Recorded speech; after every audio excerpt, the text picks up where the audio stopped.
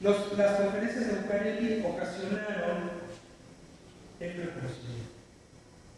Y con el reconocimiento, Obregón pudo contar con el apoyo estadounidense en diversas materias, sobre todo en cuanto a armas, en cuanto a el pago de impuestos por los intereses norteamericanos en México, pero esto le generó pues, un gran problema al presidente, sobre todo con su entonces secretario de Hacienda, Adolfo de la Huerta, que desde 1922 había negociado estas cuestiones con Estados Unidos y que estas cuestiones en 1922, que se conocieron como los convenios de la Huerta Lamont, habían sido mucho más onerosos para el gobierno mexicano, porque por ejemplo una de las cláusulas de esos convenios establecía el pago de una deuda interminable, el pago de unas reclamaciones interminables, y no permitía, por ejemplo, que las compañías petroleras pagaran impuestos. De la Huerta se opuso a los convenios de Bucareli y esto en el marco ya de la sucesión presidencial de 1924, que ya desde 1923 pues, se venía estableciendo con un conflicto entre amigos. ¿Por qué? El sucesor natural de Álvaro Obregón, que se pensaba, era de la Huerta, porque había sido ya presidente interino. Además, tenía mucho prestigio en los medios internacionales, tenía prestigio a nivel nacional por sus negociaciones como secretario de Hacienda. De hecho, de la Huerta había dicho que el sucesor natural pues no era él, sino Calles. Bueno, en el clima de los convenios de Bucareli, de la Huerta es apoyado por un grupo de políticos, también hombres fuertes de las regiones, organizados en el Partido Cooperativista, que fue prácticamente un partido que reemplazó al Partido Liberal Constitucionalista que le dio el triunfo a Obregón.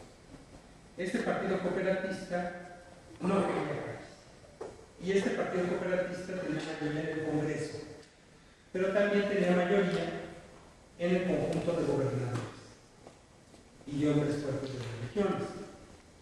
Finalmente, hacia finales de 1923, de la Huerta renuncia al gabinete de Obregón por culpa de los convenios de Bucareli y finalmente acepta ya como por diciembre encabezar una gran rebelión en contra del presidente por la imposición de Calles como candidato a la presidencia de la República.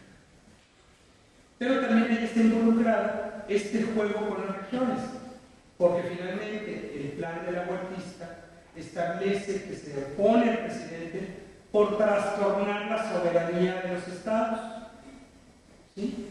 ¿Por qué? Porque el pretexto de la oposición cooperatista son unas elecciones que hay en San Luis Potosí, en pleno contexto de los convenios de Bucareli, ¿no? Donde hay un conflicto político terrible entre cooperatistas y laboristas, y donde finalmente el presidente decide desaparecer los poderes en el Estado porque hay dos gobernadores. Bueno, en este conflicto político pues se mete la cuestión de la oposición de la Huerta, y de la Huerta emite un plan con Veracruz el 7 de diciembre del 23 diciendo que Obregón vulnera la soberanía de los estados, y a través del apoyo de un conjunto de grandes generales que están en los estados, Jalisco, Colima, Nayarit, Tabasco, Veracruz, Yucatán, Campeche, Oaxaca, se unen al de la huertista. 60% del ejército en ese momento se une al plan de la huertista. Este rompimiento entre la triada sonorense refleja que Obregón, a pesar de los intentos, no había logrado la estabilidad política tan ansiada después de la Constitución de Amnistía. Una.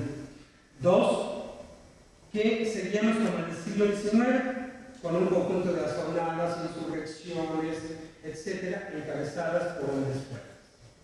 Bueno, finalmente el delahuertismo prospera, hace su rebelión, con muchas dificultades. ¿Por qué? Porque precisamente con el reconocimiento de Estados Unidos al gobierno de Obregón logra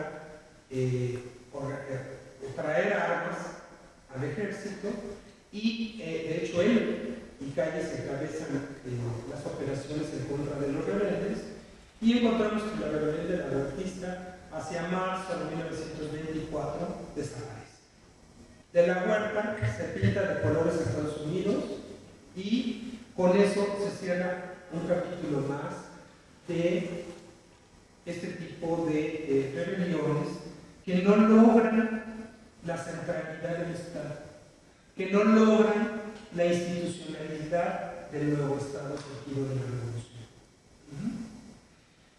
Posteriormente, bueno, hay elecciones, el gran ganador de las elecciones, porque es candidato oficial, es Plutarco Elías Calles, que es otro gran personaje de este ciclo de la reconstrucción nacional.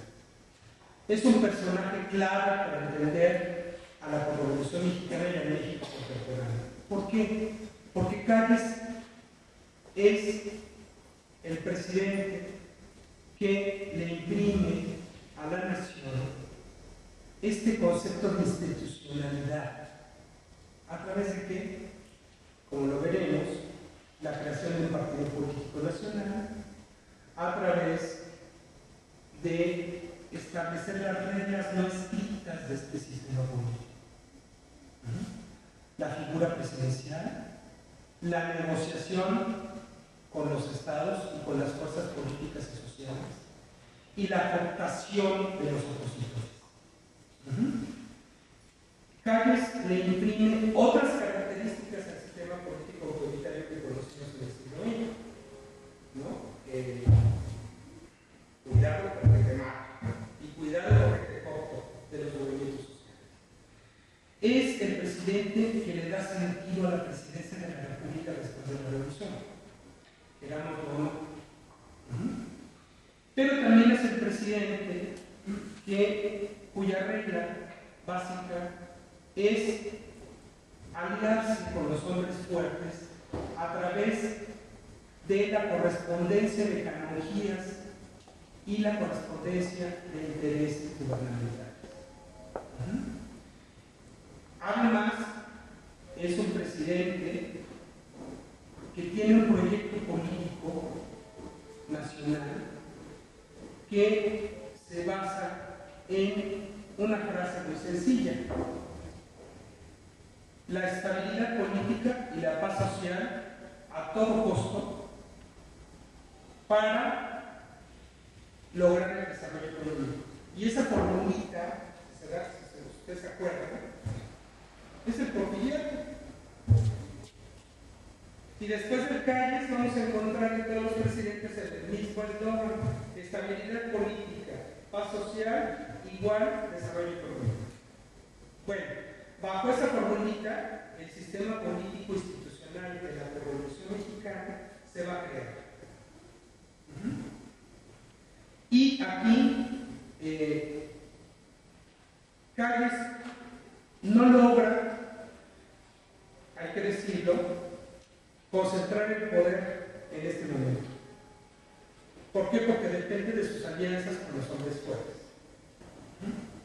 Calles es un presidente sí muy nacionalista, muy anticlerical y sobre todo un presidente institucional.